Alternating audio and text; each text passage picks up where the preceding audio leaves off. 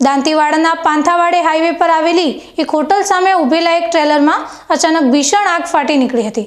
આ ઘટનામાં આખું ટ્રેલર બળીને ખાખ થઈ ગયું હતું।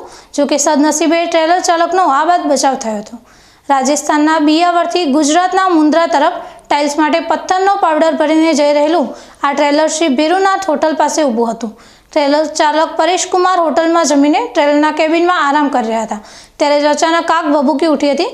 આગ લાગવાનું ચોક્કસ કારણ હજુ અકબંધ છે, પરંતુ આગની જ્વાળાઓ એટલી વિકરાળ હતી કે જોતજોતામાં આખા ટ્રેલરને પોતાની ઝપેટમાં લઈ લીધું હતું અને ટ્રેલર સંપૂર્ણપણે બળીને રાખ થઈ ગયું હતું। ઘટનાની જાણ થતાં જ સ્થાનિક લોકોએ તાત્કાલિક પોલીસને જાણ કરી હતી। પાંથાવાડા પોલીસ અને ફાયર બ્રિગેડની ટીમ ઘટના સ્થળે પહોંચી ગઈ હતી।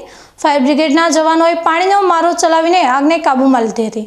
સદનસીબે ટ્રેલર ચાલક પરેશ કુમાર સમયસર કેબિનમાંથી બહાર નીકળી જતા તેમનો જીવ બચી ગયો હતો। આ ઘટનાને પગલે હાઈવે પર થોડા સમય માટે વાહન વ્યવહારને અસર થઈ હતી।